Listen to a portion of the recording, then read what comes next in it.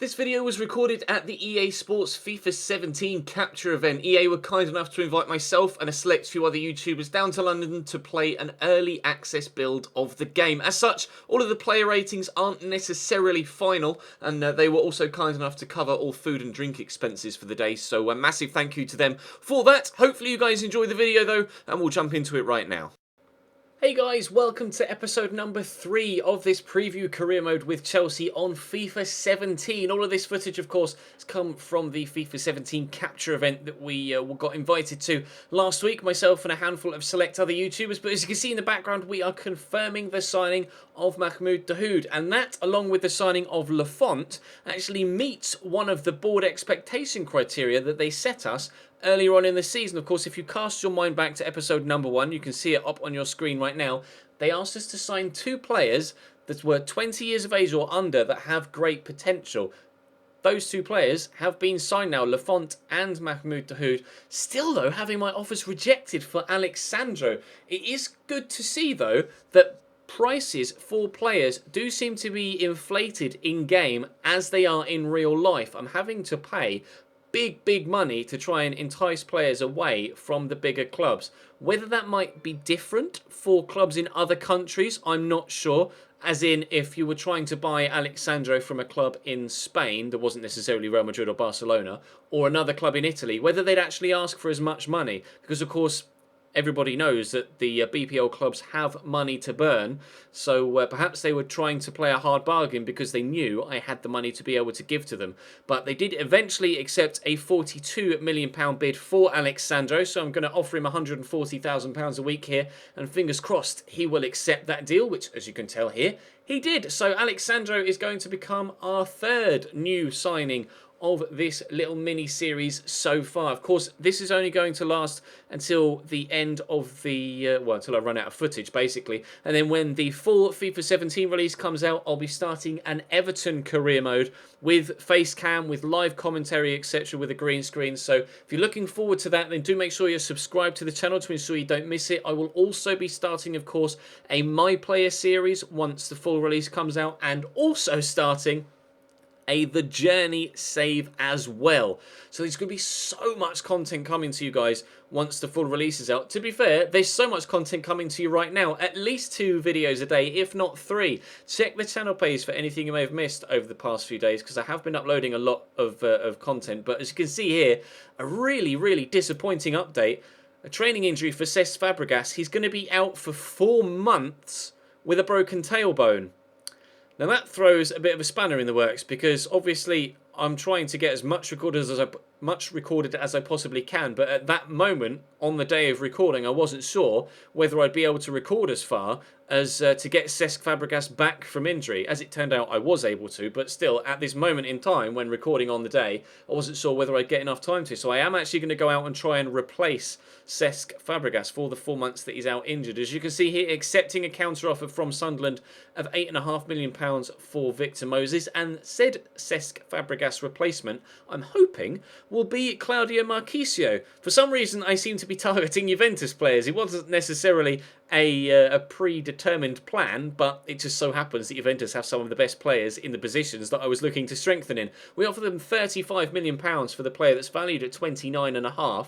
We'll have to wait and see what they... Well, you can see there on your screen. They have accepted it. Victor Moses is now gone to Sunderland, and Claudio Marchisio has accepted or the club have accepted that offer for Claudio Marchisio. He wants 200 grand a week though, but I've got the money, so we might as well spend it. Of course, BPL clubs have a lot more money than a number of other clubs around Europe now, thanks to the big new TV deals. Going to send out Dominic Solanke on loan to Burnley in the Premier League for this season. See how well he grows a little bit later on in the episodes as we go through. I do a couple of squad reports. Just rejecting all offers now for Nemanja Matic. He's had 4 or 5 come in for him, and obviously I don't want to sell him, but Claudio Marchisio has accepted the £200,000 a week offer. He's coming in. We have a Cesc Fabregas replacement, and we still have almost £50 million to spend. Christian Atsu looks like he's going to go to Everton here. I'm going to put in a counter offer of £10 million, which is £2 million over value. They offered £1 million under value, but if I can get a little bit more out of them, then I shall do. Christian Cuevas is going to go out on loan to League 2 Luton, and will probably be the best left-back in the entire league now that he's gone to them. in League Two for Luton Town. So one key thing that you can see here, notice the way that the two players actually line up against each other and square off. If you're a rival team, you noticed in pre-season the players just stood there nonchalantly, but here they're actually staring each other down. That's when you, like I say, when you play a rival team, that's what happens. So it's just a nice little addition that, you know, the players actually kind of stand there and stare at each other and fold their arms and kind of try and stare each other down and win a staring contest. I really, really like that little addition. And here are your lineups. Two changes for Chelsea today. Thibaut Courtois starts in goal. Alexandro starts with Azpilicueta as the fullbacks. Claudio Marchisio comes in for Cesc Fabregas, who's injured. Diego Costa is the lone striker today.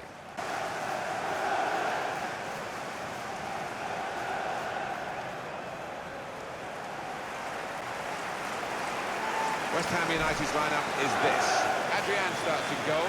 Howard Northgate plays with Winston Reid in central defence. Andre Ayew starts with Dimitri Payet in the wide positions. Andy Carroll is the main striker today. And so it's Premier League time. The fixtures, of course, reflect those in real life. So West Ham first at home for the first game of the season. I actually went to this game earlier on in the year, and you will have seen a matchday vlog from that. If you missed it, then, or you weren't subscribed to the channel at the time, then feel free to check the channel page for it. Unfortunately, though, we go 1-0 down here to start this game. So not the best of starts. Definitely different to the way that Chelsea-West Ham started in real life, but I'm going to try my absolute best to get myself back into this one. Like I said in the previous couple of episodes, with the first couple of games I played, I was a little bit rusty. But as we went further through this save, I got better and better and was playing some really nice football a little bit later on in the season. So we're trying to get ourselves back into this game now against West Ham. You can see the corner system here with that little marker in the middle. I still haven't found the right sort of technique and the right method of corner taking to give myself a great chance of scoring goals yet, but I'm sure that will come with more practice and more time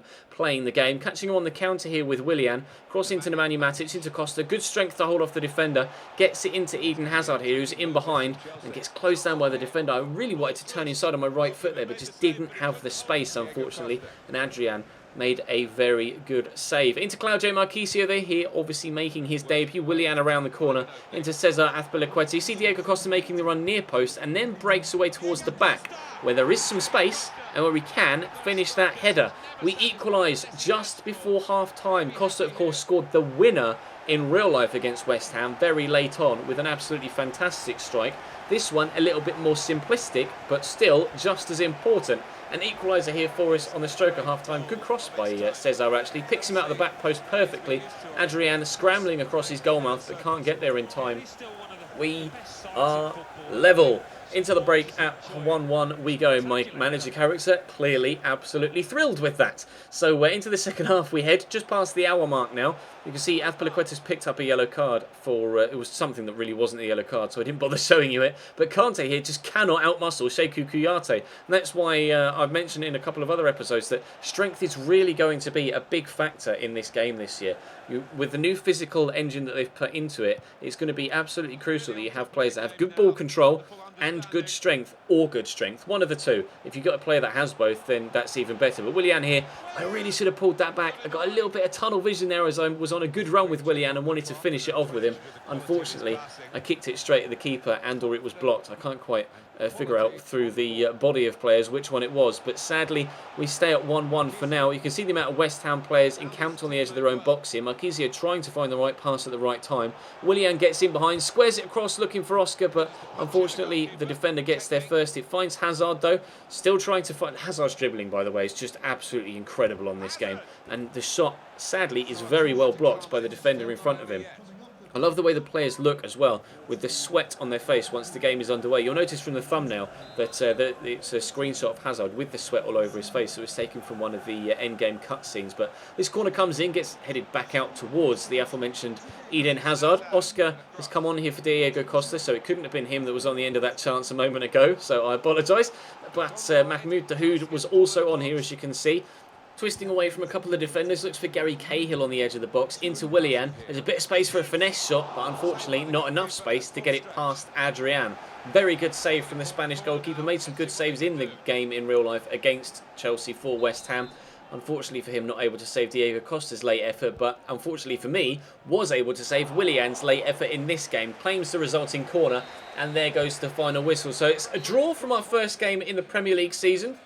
You'll have to forgive me if at any point in the career mode I call it the Barclays Premier League. Of course, it's not the Barclays Premier League anymore. There is no title sponsor, but it's been a habit for like a decade to call it the Barclays Premier League. So I apologise if I end up slipping the tongue and actually calling it that. But as you can see here, Cuadrado, I wasn't planning on letting him go, I don't think. But as it was Juventus that came in for him, and it was Juventus that he went to in real life, I decided to put in a counter offer. Oscar, though, going nowhere. £37 million the offer from Manchester City. Not a chance. Simulating the next game, though, against Watford. We are still in the transfer window here, but once we get out of the transfer window after this episode, I do bump it up to 2 games per episode. Obviously, we had 2 games yesterday, only the 1 game in this one. Fortunately, we lose against Watford, though, by simulating the game. Igalo gets 2 goals and Willian scored in the 90th, so we were actually very close to losing 2-0 against Watford. That was very, very disappointing. Christian Atsu, though, has left for £10 million to go to Everton. We get a transfer offer counter accepted by Juventus. They're going to pay £22 million for Juan Cuadrado. As you can see here, it's a completely different 11 that are starting away from home against Wickham in the EFL Cup. And yeah, we're actually going to lose this one on penalties by 5-4. Bink! There you go. Hayes scores for them, Kennedy scores for us, and we lose on penalties to Wickham. I was actually quite openly raging at FIFA here at the EA Sports FIFA 17 capture event. So I think a few of the Ultimate Team guys were quite surprised that anyone could actually rage at an offline game mode, but I was proving them wrong. So we are actually looking for a Cuadrado replacement now. And because, of course, this is just a little mini-series, I thought, why not go out and try and pick up Gareth Bale if I possibly could? But as a backup option, thanks to his 5-star skill addition this year, I offered £40 million for Riyad Mahrez as well. Valued at £34.5 million, rated at 85. We'll have to wait and see what they say. Well, as you can clearly see, they said no. They want £65.5 million for him. Now, that was a fair stretch. 70 million was what I offered for Bale. They actually said they wanted 99.5 million for Bale. I don't have that sort of money, so I offered them 74, and we'll have to wait and see what they say to that. But the counter-offer for Mahrez was also rejected, but that counter-offer for Bale was accepted. So we're offering him a contract here of £325,000 a week. We'll see what he says. We do actually have another loan offer in here for Nathaniel Chalobah, though. He's going to go out on loan to Bristol City. Azpilicueta had an offer come in from Juventus in the first episode. And here in episode 3, he's having another offer come in for him. A very, very popular choice for left-back for a number of Europe's top sides. Again, though, continuing to reject those. Of course, we have Alexandro in now at left-back. So Azpilicueta is playing at right-back. And clearly has been very good for me because he got the assist in the game against West Ham. Offering £57 million for Riyad Mahrez now, and actually accepting this bid for Ola Aina. I was going to reject it, but then I thought, well, we'll see how much money we've got left. Maybe if we can get the offer for Riyad Mahrez accepted and he'll accept the contract, I could bring Mahrez in, save a little bit of money by not getting Bale, and go out and buy another stronger right back than Ola Aina, who was my rotation option. So that's exactly what I did. I went out and had a look at Daniel Carvajal, and we'll have a look at that in a moment. The next game, though, that we'll be simulating is the second game in the Barclays Premier League. Chelsea, of course, won this in real life, and we're playing Burnley right now here on Saturday, the 27th of August. Thibaut Courtois, though, injured after 1 minute. We do get a 2-0 victory, though. Eden Hazard from the penalty spot, Douglas Costa just before half-time. So at least we get the 3 points, but Courtois out for 3 weeks with a sprained ankle. Thankfully, though, we've brought in the young prospect Lafont, so he'll be able to step up to the plate, and I have the choice here, Mahrez or Bale. I think it was just the 5-star skills that tipped it for me. Went for Riyad Mahrez, and also that meant, like we say, we now have a little bit of extra money to be able to go out and have a look at a right-back, most notably Daniel Carvajal. So we're going to offer here, fiddled with the budget slightly, to be able to give myself about 28 million pounds here. He's valued at 21, so I offered him 24, which is slightly above value. He's only a squad rotation player, of course, thanks to Danilo, so I was hoping they might accept that. Sadly, they didn't. They said they wanted 38. I clearly don't have the money to be able to offer them 38, so I contemplated just backing out, but in the end decided to offer 27 as like a final last-ditch offer. I can't really fiddle with the budget a little bit more because, as you can see, he's already on £110,000 a week, and I only have £111,000 in my wage budget, sorry. So the offer was actually thankfully accepted for 27 million. And I'm going to offer him squad rotation player plus £110,000 a week, which is what he's on. He asked for 120, but he, in the end, thankfully was going to accept that contract offer. I will show you a rundown of all of the business that the teams actually know, and that's a lie. Look, he declined that offer because he wanted a bigger squad role, but he did accept the £110,000, which is the point I was trying to make. So, thankfully, players do seem perhaps a little bit more inclined to accept slightly lower wages than what they initially asked for here. I did offer lower wages for Dahoud as well, and he accepted those. But I will go through and show you all of the transfer dealings from the BPL at the end of this particular episode, once we get to the end of transfer deadline day. Harry Kane there, though, on the right-hand side, has gone from Tottenham to Manchester United for £50 million. A humongous deal to see the England striker go from the south of England to the north of England. We're going to send Todd Kane out on loan as well to Birmingham. You can also see there Riyad Mahrez has gone to Chelsea as the second biggest move of the day. We, of course, did that a moment ago. But Mesut Ozil has also gone for £57 million from Arsenal to Paris Saint-Germain. I've spent £183 million in the window, as you can see there on the left, and recouped about £75-76 million worth or so. Everton have bought in Abubakar and Babacar. Lukaku also moved to Manchester United. So they signed Kane and Lukaku, and of course they already have Ibrahimovic as well. Liverpool bought in Lars Bender and Alan Zagawev, £46 million spent there. You can see a huge number of money spent in this window. £30 million there for Serge Aurier to go into Manchester City. There's confirmation of Man United's two big deals. Cuadrado, not my Cuadrado, obviously, he's gone to Juventus, but a different Cuadrado goes to Middlesbrough, as well as a couple other offers. Bobadilla, El Qadari, and Caicedo, Felipe Caicedo, go in to Southampton. Shane Long leaves them. They actually brought in Mbai Niang at Tottenham, as well as Luis Gustavo from Wolfsburg and Jorginho from Napoli. As you can see here, a couple of other offers, smaller offers, going through at the lesser clubs. They did bring in Herrera. It's not Ander Herrera, though, crucially, at Watford, and as you can see there, West Brom doing some deals, and West Ham doing absolutely nothing, which surprised me, to be completely honest. But Ozil out at Arsenal. Seamus Coleman, though, in, as is Adviai, who I think is a right-back as well, also from Napoli, as was the move for Jorginho into the Premier League as well. So a couple of Serie A players coming across. We've signed a couple as well ourselves, of course, with Marquisio and Alexandro. But that is going to bring this third episode to a close. Hopefully you guys are enjoying this little mini-series so far. Drop the video a like if you are. Subscribe to the channel too if you haven't to this point, to ensure you don't miss out on any further content. This series will continue to come to you daily until I run out of footage, and that will be a considerable amount of time between now and the end of that. And of course, I'm uploading at least one other video, if not two other videos a day, with regards to all of the content I got from the FIFA 17 capture event. So thank you very much for watching. Drop the video a like, subscribe to the channel too, and I'll see you next time.